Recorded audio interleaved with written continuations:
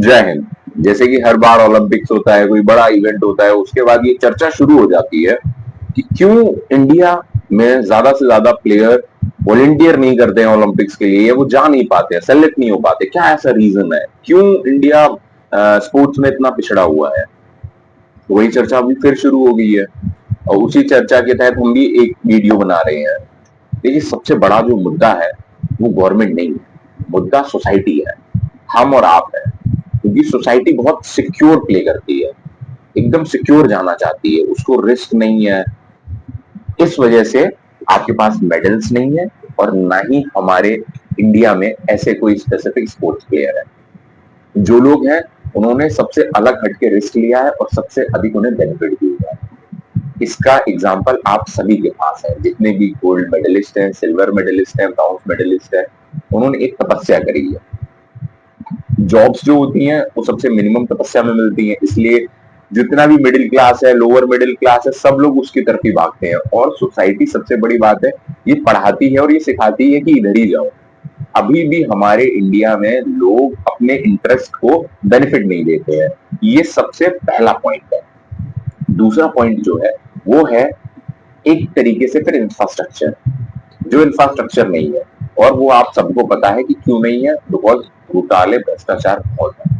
तीसरा सबसे बड़ा पॉइंट जो है वो है शोषण, जो आपने देखा, जिसका सबसे ज्यादा जो विरोध दिनेश फोगाट ने, बजरंग पूनिया ने किया था, जो दुर्व्यवहार हो रहा था फीमेल रेसलर्स के साथ। और ये हर फील्ड में है, रेसलिंग में ही नहीं, जितने भी अनदर स्पोर्ट्स के इवेंट है हर जगह है। और ये मेल के साथ भी है।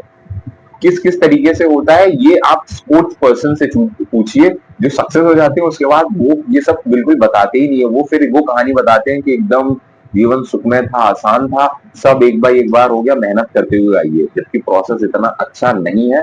ये हर आदमी बताता है। इसके बाद जब आप और आगे आएंगे तो फिर इंडिया में लेकर के जो ट्रेनिंग दी जाती है, जो इंफ्रास्ट्रक्चर है, वो एक बड़ा क्वेश्चन है।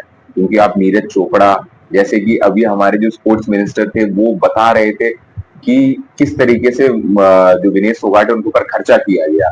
तो खर्चा किया गया, उसका जो सबसे बड़ा पॉइंट था वो तो सरकार की जिम्मेदारी है, लेकिन वो इंडिया में बहुत सी ऐसी ट्रेनिंग्स है।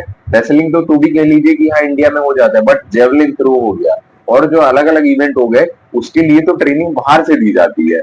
अब वो सब के लिए जो एक्स्ट्रा खर्च होता है वो इसकी वजह से होता है, क्योंकि यहाँ पे तो कोई इंफ्रास्ट्रक्चर बिल्ड नहीं कर रहा। इवन आप और भी समझिए, जितने भी इंटरनेशनल प्लेयर्स हैं इंडिया के स्वयं के, वो अकेडमी अगर कुछ खोलना चाहते हैं तो वो मतलब 3 साल 10 साल तो चक्कर ही लगाते रहते हैं कि हमें गवर्नमेंट लैंड प्रोवाइड करा दे सब्सिडाइज रेट्स पे, कुछ सपोर्ट कर दे। आपको तो ये पता है कि स्पोर्ट्स में मेडल और ये सब लाने के बाद भी उसकी लाइफ कितनी स्पोर्ट्समैन की या पर्सन की डिफिकल्ट होती है। जीवन जीने के लिए एक जॉब चाहिए, वो मे भी सरकार ना प्रोवाइड करे तो वो कुछ कर ही नहीं सकता है। अगर वो एक्स्ट्रा टैलेंटेड नहीं है, वो इतना ज्यादा एक्टिंग में नहीं आ सकता है, या फिर वो कोई और अपना बिजनेस डेवलपमेंट नहीं कर सकता है, तो फिर वो नॉमिनल बन के रह जाएगा। फिर वही आपके पास न्यूज आती है कि इस मेडलिस्ट में ये करने वाला आज सब फल बेच रहा है, सब्जी बेच रहा है, ये दिक्कत हुई और इस तरीके से उसकी डेथ हो गई।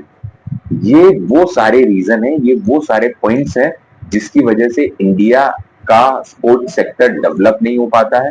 केवल एक डेवलप हो पाता है, वो है क्रिकेट। और उसी में हम सब लोग देखते रहते हैं कि क्या क्या डेवलपमेंट हो रहे हैं, कितना अच्छा हो रहा है।